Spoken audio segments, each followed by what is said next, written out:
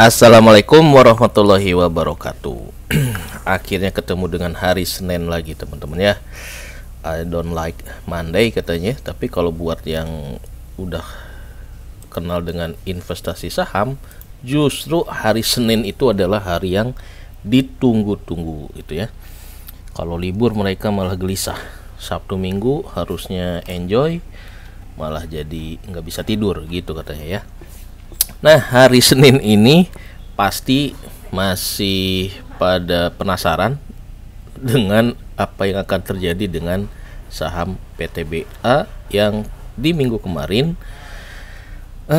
heboh dengan dividen jumbonya dan ternyata malah anti klimaks ya. Anti klimaks kenapa? Karena ternyata cum date-nya itu malah ditutup lebih rendah dibandingkan dengan saat minggu kemarin mencapai di 4.000. Nah, sehingga benar-benar ini jebakan dividen trap buat saya yang belinya di pucuk gitu ya. Nah, temanya sekarang berarti gimana caranya belajar nih mensiasati ngakalin kalau kita terkena dividen trap. Khususnya untuk saham PTBA ini di hari Senin kita akan bersimulasi ya. Di postingan sebelumnya kita sudah berasumsi bagaimana jika di X date di Senin hari ini saat X date-nya ternyata si PTBA ini adalah ARB gitu ya. ARB gitu ya.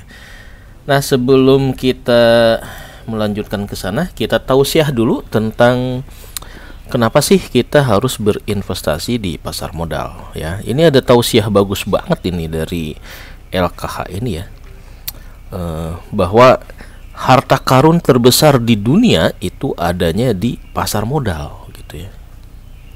Bukan di dasar laut, bukan di dalam gunung, di dalam tanah gitu, tapi di pasar modal gitu ya. Nah, namun sangat disayangkan ya jika ada orang yang tidak mengenal pasar modal gitu. Padahal pasar modal itu segala sesuatunya transparan ya. Semua bisa melihat naik turun, untung, yang kaya dari pasar modal juga ada. Tapi ternyata tidak semua orang bisa kaya dari pasar modal. Nah, berarti ini ada sesuatu yang apa ya namanya ya, yang kaya-kaya, yang sukses-sukses pada menyebarkan ilmunya gitu ya.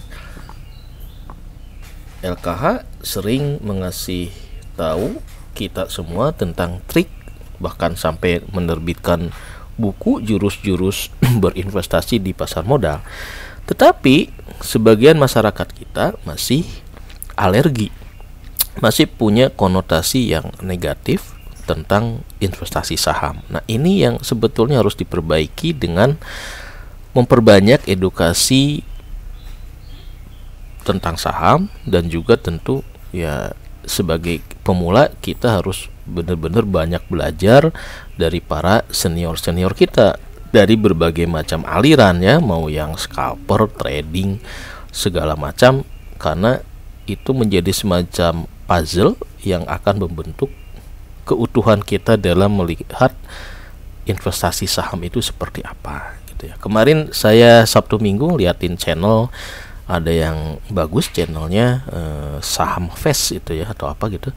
Dia mengajarkan tentang gimana ngelihat broker summary di Stockbit. Itu saya kebantu banget ya ngelihat, oh ini satu saham lagi di distribusi, akumulasi atau apa. Nanti kita ulas, karena itu saya masih awam tentang analisa bandarmologinya gitu ya. Di situ juga dia bilang jangan beli PTBA. Kenapa? Karena ternyata brokernya lagi distribusi banyak. Si broker anu pegang PTBA banyak di harga sekian, jadi nanti bisa diguyur. Nah, itu warning ya. Warning yang kita harus cari dari channel-channel senior yang lebih paham, lebih duluan berkecimpung di pasar modal. Nah, tetapi karena buat saya ini adalah entry point buat belajar sebagai pemula ya. Kalau enggak kalau tidak membeli PTBA, saya nggak akan tahu nih dividen jumbo itu seperti apa, kemudian cyclical saham yang berdasarkan siklus gitu ya, musiman gitu, seperti apa. Jadi kita kepaksa harus beli saham-saham agar kita paham, agar nanti tahun depan kita udah confirm bahwa oh ini jebakannya di sini ya. Jam terbang sih intinya, ini kita membeli jam terbang ya. Nah jadi di sini ya, jadi biar anak istri keluarga kita nih tidak termasuk yang ini, tidak mengenal pasar modal, makanya dari sekarang mulai disosialisasikan. Tentu saja ini juga tidak semua orang bisa gampang di sini, tapi juga tidak susah-susah juga investasi saham di pasar modal, asal kita paham mana yang harus kita beli, mana yang aman, mana yang direkomendasikan gitu ya. Toh semua duit yang ada di negara ini, mau tabungan, dana pensiun, itu semuanya dicemplunginya ke pasar modal gitu ya. Mau Anda setuju atau enggak dengan yang namanya saham, ketika Anda punya potongan dana pensiun atau BPJS sekalipun ya, dana kelolaannya pasti akan dicemplungin di pasar modal. Makanya disebut sebagai harta karun terbesar ya. Ya, jadi temanya kita ya, misi suci kita itu adalah mengutin harta karun yang ada di pasar modal ya. Mengutinya gimana? Nah, nanti kita bikin roadmap seperti ini. Roadmapnya adalah gimana kita bisa gajian dividen ya, bisa tiap minggu, tiap apa. Nah, sekarang yang jadi uji coba adalah di sahamnya PT Bukit Asam ya. Ini roadmap gitu ya, seperti ini nih. Terserah teman-teman yang mau ikutin mazhab capital gain, mazhab dividen, atau dua-duanya silahkan ya. Sambil kita belajar mana yang lebih nyaman, mau yang dibilang kalau motivasi dividen itu oke, tapi kalau capital gain debatable, ada halal haram, terserah, itu nanti sesuai dengan pemahaman keagamaan kita, bisa diupdate ya.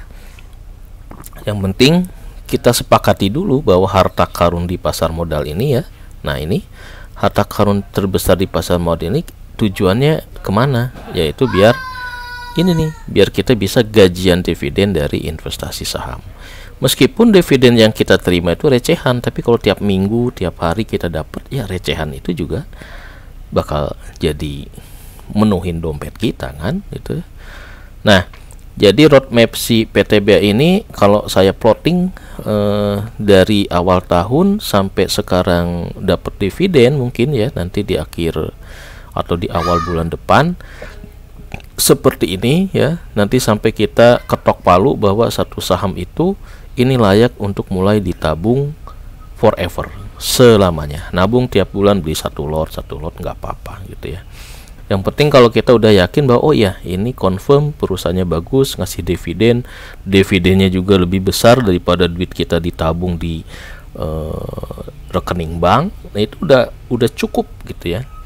Kalau Anda punya pesangon misalkan 1 miliar ditaruh di tabungan, itu per bulan paling cuma dapat 100 atau 200 ribu per bulan teman-teman ya. Tapi kalau 1 miliar itu dibeliin saham dan dapat dividen, nah itu dapat berapa tuh kemarin ya, kalau dapat punya duit segitu dibeliin saham PTBA yang bisa menghasilkan dividen sampai yieldnya 20 sampai 30% ya. Itu lebih cukup daripada nabung di bank gitu ya. Nah seperti itu sih pinginnya ya roadmapnya. Nah sekarang kita akan bahas tentang exit strategy ketika kita terkena dividen trap di PTBA. Ya kisah sebagai dividen hunter ternyata nggak enaknya aja, ada cerita nightmare-nya juga ya. Kenapa?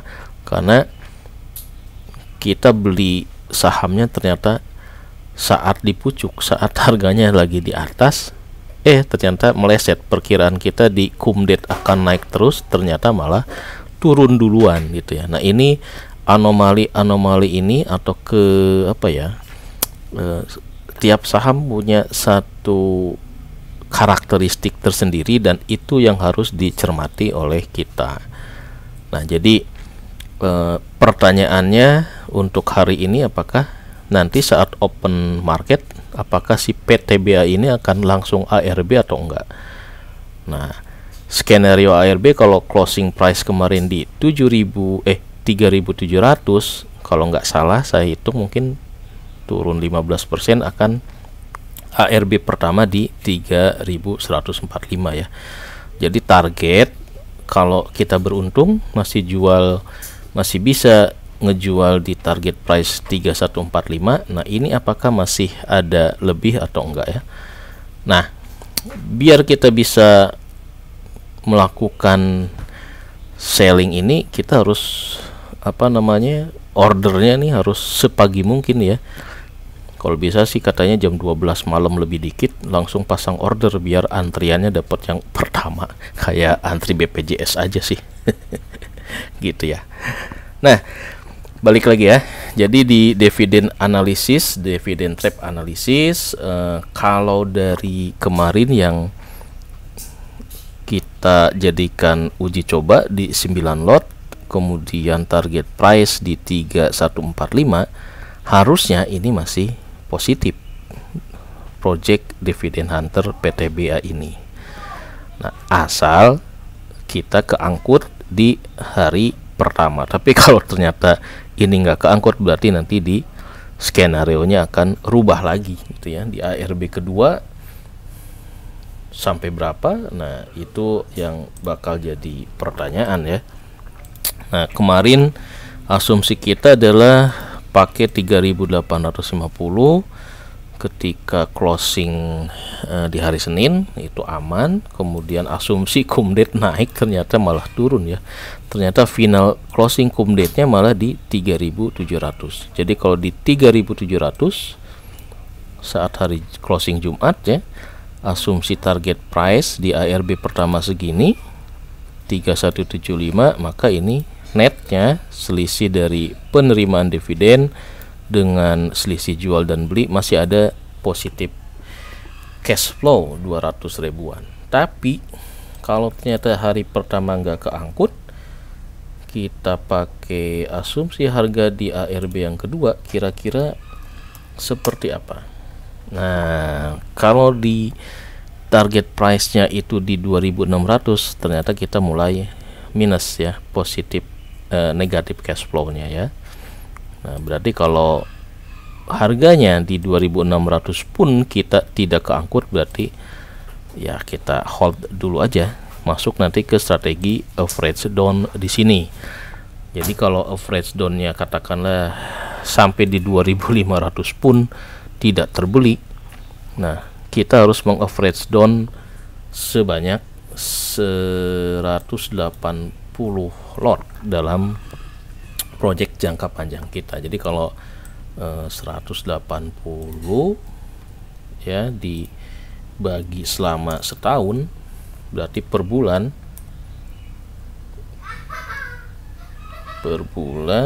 kita bisa nyicil 200 ya. Kok 200 sih? 180 dibagi 12. Kita bisa nyicil sebanyak 15 lot.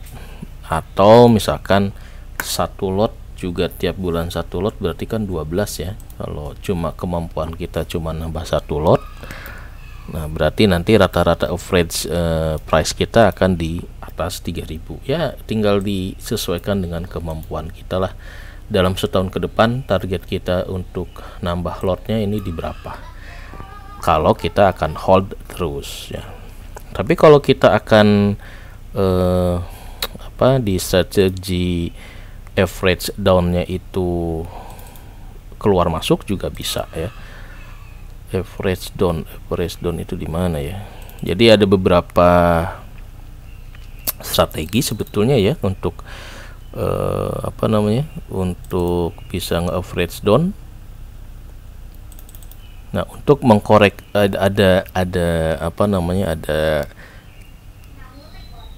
ada berbagai alternatif lah untuk exit strateginya gimana, untuk mengkoreksi, korektif plan-nya juga gimana. Nah, mungkin kalau nanti di ARB 1, ARB 2 kita kebablasan, ya kepaksa kita melakukan average down, yaitu membeli secara bertahap ketika harga sedang turun. Tujuannya apa? Biar average down nambah lot gitu ya. Lot yang kita miliki yang tadinya seperti yang simulasi yang di portfolio saya sekarang 9 lot, kalau kita nambah sebulan 1 lot berarti tahun depan bakal 2 kali lipat, ketambahan 12 lot. Seperti itu ya. Jadi banyak jalan menuju Roma. Nah, tujuannya apa sih? Ya itu biar harganya bisa turun. Nanti kita target nih, sekarang kan 3.700, kalau di closing ARB masih di 2000 berapa ya?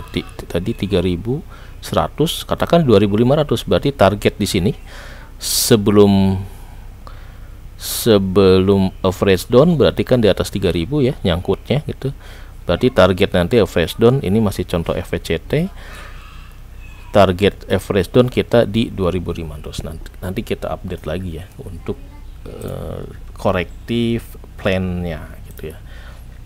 Jadi yang penting kalau kita tahu apa yang harus kita lakukan, walaupun sekarang kita kena dividend trap, ya nyantai-nyantai aja ya. Dunia belum berakhir. Yang penting ya tenang-tenang saja gitu. Nah, lanjut ke sini teman-teman. Jadi untuk ARB yang pertama, skenario-nya kalau di target price ARB pertama nyungsep sampai 3.145, kita beruntung ke angkut, berarti saya masih dapat positif cash flow di 247.000. Berarti belajar mengutin dividennya sukses ya. Tidak terjebak kepada dividen trap, artinya kita ada positif cash flow, alhamdulillah. Tapi kalau misalkan nanti ARB 1 enggak, nah berarti kita exercise lagi sampai di angka berapa kita masih positif. Tapi kalau ternyata negatif, ya udah kita hold saja gitu ya. Nah, ini lika-likunya ternyata jadi dividen hunter ya. Ada seninya, dan seninya itu yang harus kita coba, karena tiap saham akan punya ini sendiri gitu ya, tabiatnya sendiri gitu, sehingga di cum date dan ex date ini tidak bisa linear. Cum date akan naik terus, tapi kayak si PTBA ternyata saat cum date pun itu harganya udah mulai jatuh karena banyak yang take profit, karena siklus batu bara di awal tahun ini memang agak kurang oke gitu ya. Jadi siklus bisnis dari suatu emiten juga mempengaruhi apakah ketika bagi dividen itu akan meroket terus sampai cum date, atau justru di cum date itu malah banyak yang lepas. Nah, ternyata untuk PTBA saat menjelang cum date banyak yang take profit ya, ngelepas saham. Buat sebagian orang ya ada juga yang ngejar dividen gitu kayak saya, untuk belajar, karena sebelumnya belum pernah. Buat yang sebelumnya udah ngoleksi ya pasti lebih memilih take profit di cum date ini. Kenapa? Karena mereka berkeyakinan bahwa harga last price-nya yang 37 ini bakal turun lagi. Mungkin bisa di bawah 3.000 atau sampai ke 2.000 atau gimana lah ya, saya kurang paham juga. Nah, yang penting tahapan-tahapan sampai kita menyatakan suatu saham itu layak untuk dijadikan dividen hunter pernah kita ulas di postingan sebelumnya. Kalau ternyata harga terendah dari transaksi yang kita amatin, misalkan PTBA selama dari Januari sampai Juni itu harga terendahnya di 2.800 sampai 3.000, kemudian last price-nya berapa, sehingga ada fluktuasi ya. kemarin saya asumsinya fluktuasi di harga transaksi terendah saya adalah 3.300, kemudian saat beli di 3.800, sehingga di compare dengan dividen itu masih ada selisih positif, maka dibilang aman ya. Nah, tinggal ketika sekarang aman ini adalah nextnya gimana nih setelah X date. Kalau si sahamnya itu nyungsep, nah apakah kita harus hold atau kita harus jual cut loss gitu ya. Kenapa cut loss? Karena biar kita bisa belajar lagi di emiten yang lain. Nah, ini ciri khasnya PTBA, harga sahamnya di Kumdet malah sudah turun duluan. Jadi kita harus gimana nih, punya strategi apa kalau menghadapi kondisi yang seperti ini. Nah, kenapa kemarin belinya itu di angka pucuk nih, di 3.900, di 4.000. Nah, ini karena FOMO nggak sabar ya, pingin apa namanya, nggak terlalu banyak menggali informasi tentang batu bara ya. Padahal kalau saya lihat di postingan-postingan YouTube banyak yang mengupas juga bahwa ya ketika Kumdet itu bisa jadi banyak yang take profit. Tapi nggak apa-apa, ini banyak pelajaran dari dividen huntingnya di PTBA. Yang penting kita jadi ada satu kesimpulan bahwa PTBA ini layak buat nabung saham. Nah, ini yang penting sih. Jadi ke depan salah satu nominator prioritas untuk proyek nabung saham adalah di PTBA. Tinggal nanti sesuaikan harus di angka berapa kita mulai koleksi. Apakah di atas 3.000, di bawah 2.500, atau di bawah 2.000 gitu ya. Seiring dengan apa namanya, naik turunnya harga batu bara dunia gitu. Nah, ini pelajaran pentingnya sih di situ ya. Kita mulai paham sedikit demi sedikit apa yang mempengaruhi naik turunnya harga satu emiten, itu harga satu saham. Nah, yang penting ke sini, jadi misi gajian dividen dari investasi saham itu ternyata sesuatu yang doable ya, sesuatu yang bisa kita praktekkan, kita lakukan. Jadi mengais duit recehan dari triliunan dividen yang tersedia di pasar modal itu bukan mimpi gitu, bener gitu, harta karunnya bener, itu bisa kita kais-kais gitu ya, bisa kita pungutin jadi pemulung dividen lah, nggak apa-apa lah gitu ya. Nah, ini roadmapnya sudah kita ketok palu, saya ketok palu bahwa PTBA ini layak buat jadi project nabung saham di 2024. Jadi mulai Juni ke depan kita bakal nabung ini di RDN yang khusus, saya buka di iPod. Tinggal nanti kita sesuaikan di harga berapa si PTBA ini wajib kita koleksi ya. Ngopi dulu. Karena kemarin saya lihat channelnya siapa ya, tentang trading plan gitu ya. Jadi dalam investasi saham itu penting juga ada namanya trading plan. Setelah sahamnya kita pilih, nah kita bakal masuk beli di harga berapa, itu juga harus ada analisanya juga ternyata. Jangan sampai kayak kemarin ngejar dividen ternyata harganya di harga tinggi. Nah, jadi nanti ini kita lihat di hari ini apakah status order jual ini udah setting order di 3175 dan 3.500 nih, bisa keangkut atau enggak ya, testing ya. Kalau enggak, kalau misalkan pas open langsung ke 3145 ya kita revisi apakah bisa keangkut atau enggak. Permasalahannya kan ada yang beli enggak ketika di harga ARB ini. Nah, ini yang menarik ya. Oke, jadi demikianlah suka duka mengais dividen jumbo dari Bukit Asam nih. Seru juga ya, jadi buat pengalaman yang sangat berharga. Nggak boleh FOMO, nggak boleh tergesa gusu gitu ya. Dan kalau mau cepet-cepet ya nggak usah dalam jumlah yang banyak juga, nyicil dikit-dikit itu juga penting ternyata ya. Jangan sampai terpengaruh secara psikologis kita langsung all in ketika harganya di pucuk, walaupun dividennya ini memang menarik juga nih ya. Kenapa kemarin saya berani ya, karena setelah dikalkulasi kayaknya ini masih nutup gitu. Kalaupun tidak nutup ya masih ada planning yang lain. Makanya ya kita harus punya plan A, plan B, plan C nya lah gitu ya. Oke, jangan lupa ini hanyalah sekedar analisa pribadi, melakukan analisa asal-asalan, do your own research ya.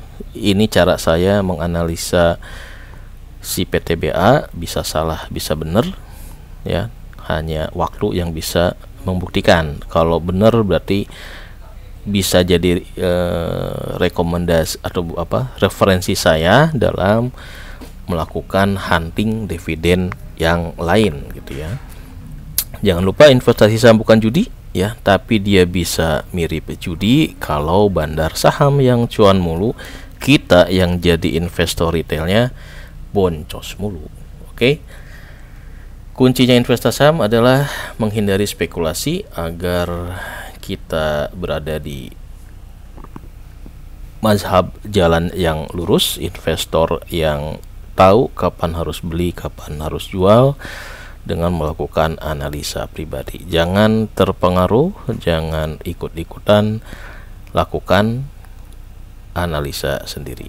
Ini adalah bukan ajakan untuk beli ataupun menjual, tetapi sekedar sharing cara yang mungkin bisa cocok, bisa enggak buat orang lain ya.